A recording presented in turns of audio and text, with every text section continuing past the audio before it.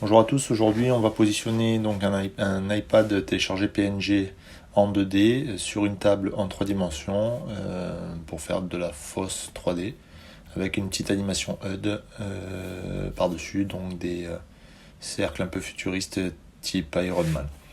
Donc on est parti, on va donc créer une composition qui va faire la taille de notre image vidéo principale. Donc qu'est-ce que je fais? J'attrape ma vidéo et je la mets ici pour qu'elle prenne les mêmes proportionnalités de temps et de taille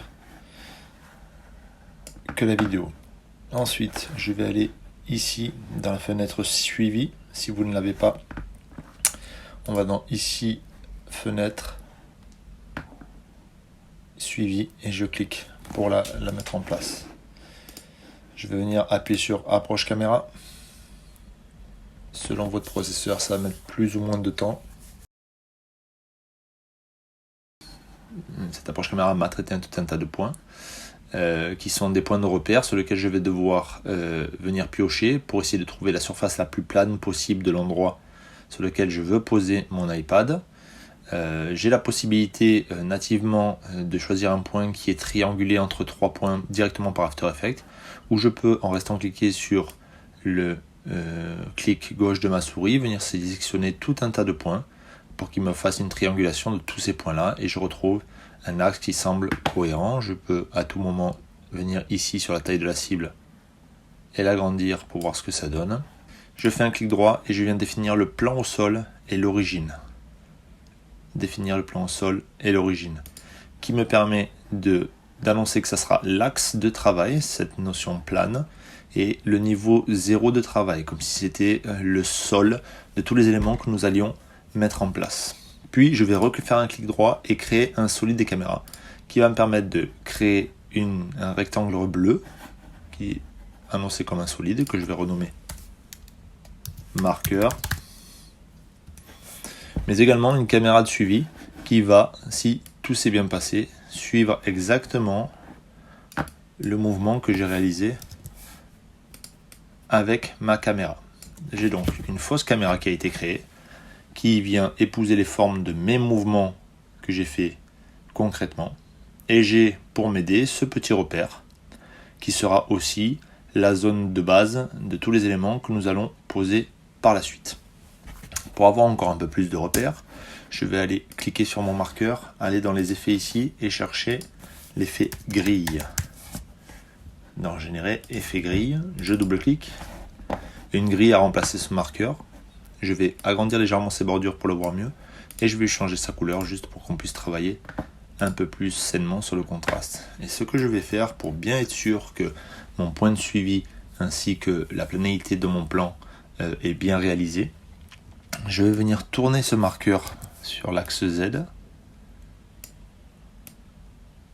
le déplacer avec les flèches tridimensionnelles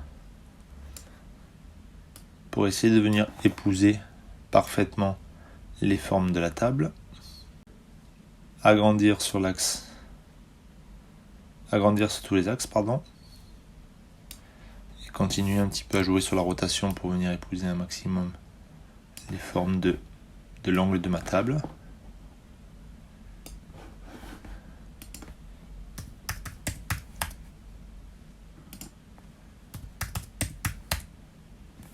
Voilà, et à ce moment-là, je peux contrôler si, on va dire qu'à 95%, le repère gris que je viens de faire suit parfaitement les mouvements de la table, et vous voyez que oui. Donc, ceci étant dit, nous allons maintenant créer l'iPad en 3 dimensions. Donc, je recrée une nouvelle composition que j'appelle iPad. Allez chercher mon iPad. Diminuer son échelle, le passer directement en 3 dimensions puisque nous allons travailler avec un iPad en 3 dimensions. Allez prendre une des vidéos que j'ai téléchargées au préalable, celle avec le squelette, la mettre derrière, la passer également en 3 dimensions. Chercher ce qu'il nous faut sur cette vidéo. J'ai choisi moi délibérément de ne mettre que le squelette. Je peux même récupérer le chiffre, le pourcentage s'élevant en dessous. Puis prendre un masque et garder que ce qui est à l'intérieur. J'ai donc un iPad avec derrière lui un squelette en vidéo. Mais comme tout élément PNG, ces éléments sont, comme je peux le voir sur une vidéo, sans profondeur, puisque c'est forcément une photo, et donc un élément en 2D. Il va donc falloir que je recrée de la 3 dimensions. Il serait possible à chaque fois de dupliquer mon iPad et de le décaler un petit peu à chaque fois pour créer de l'épaisseur. Mais ça me prendrait beaucoup de temps. Je vais plutôt le sélectionner, aller dans les transformations, faire un clic droit sur position pour séparer les dimensions. Je vais directement sur l'axe Z et faire un Alt-clic pour PC, Option-clic pour Mac. Il va m'ouvrir une fenêtre d'expression, les expressions me permettant de donner une information qui va se répéter.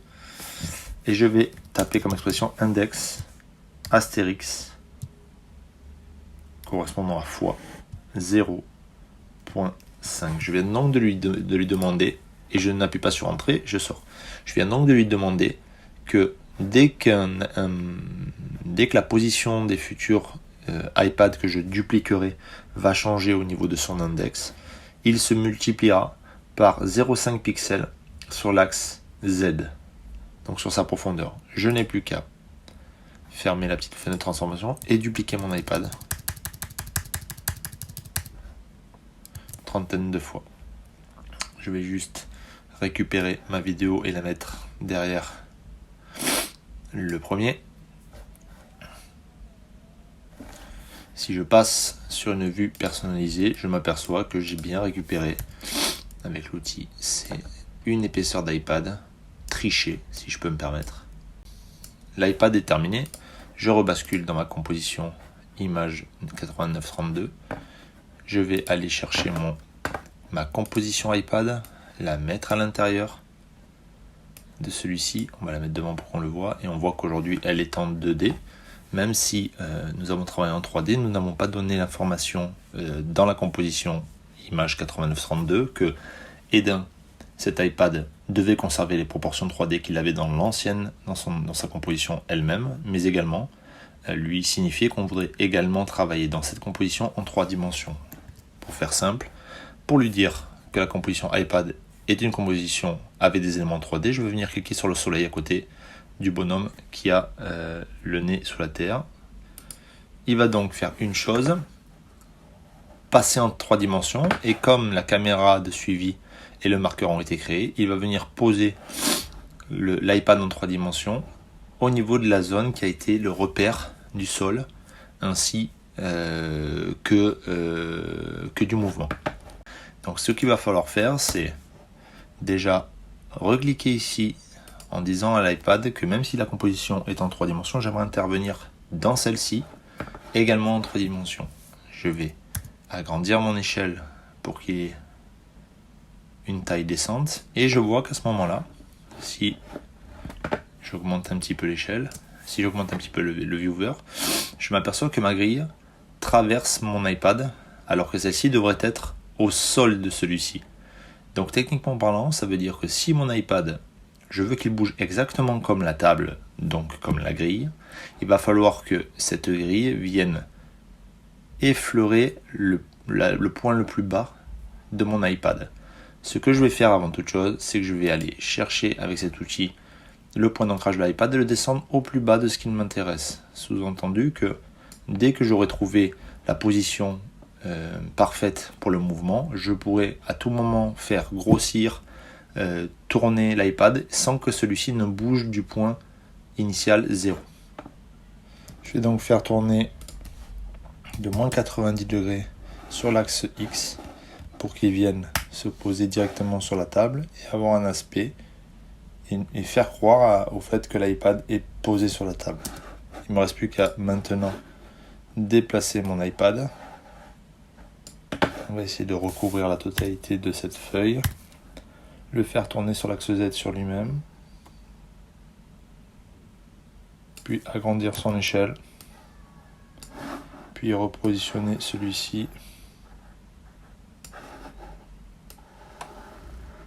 par-dessus la feuille et voir le rendu.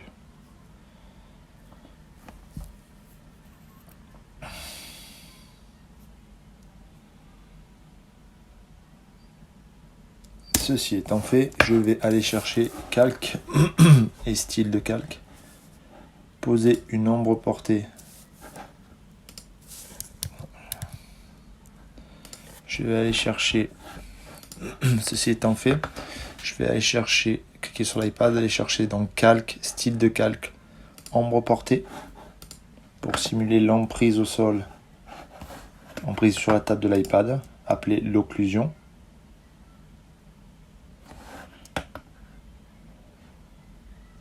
Je vais encore bouger un petit peu mon iPad parce que je vois que dans le coin au droit, la feuille est apparente.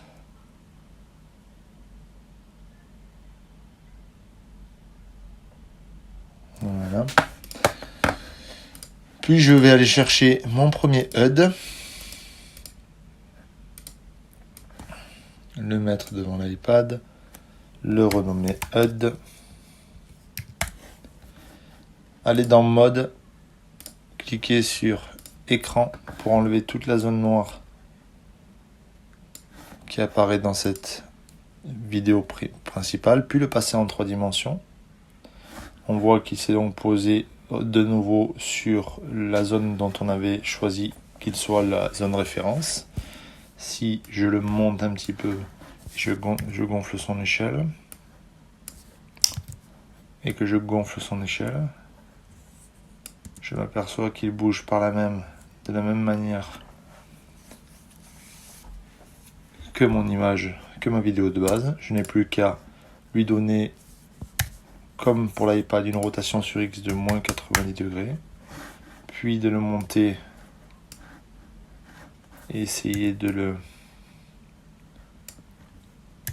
le centrer par rapport à notre iPad. Le deuxième écran est intéressant pour ça. Gonfler son échelle. Voir si ça fonctionne.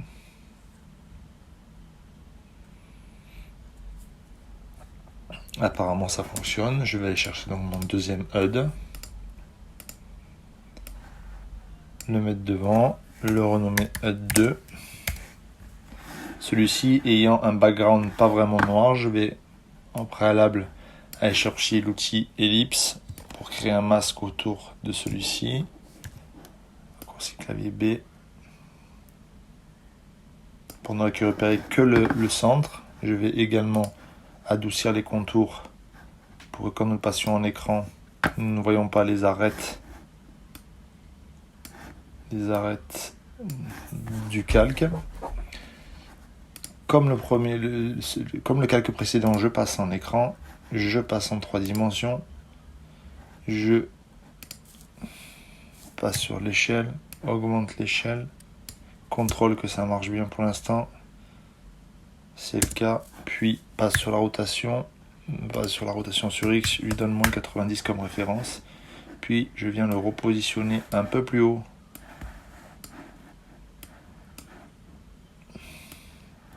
que mon HUD premier, puis je le décale pour que celui-ci corresponde bien. À vous de faire le choix qui vous convient. Puis je le monte, puis je diminue l'échelle un peu plus haut quand même. Hop, peut-être sur X récupérer un peu un truc. Puis je le duplique, viens remonter le dernier un poil plus haut et diminuer uniquement l'échelle. Et si j'ai fait le job,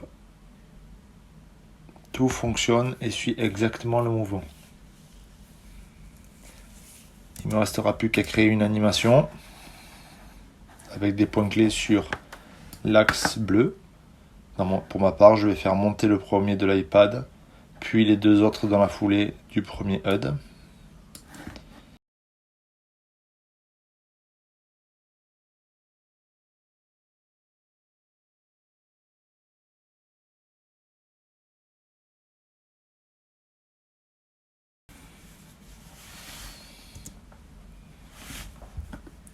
Je vais également basculer avec l'assistance d'image clé en lissage de vitesse pour toutes les images clés créées.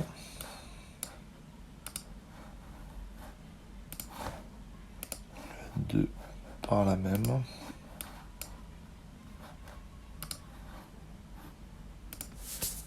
Et basculer les 3 HUD avec du flux de mouvement.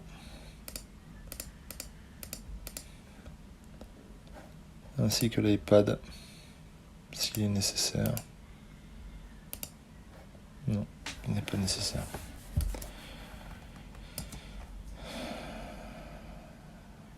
Voilà, c'est la fin de ce tuto. À bientôt.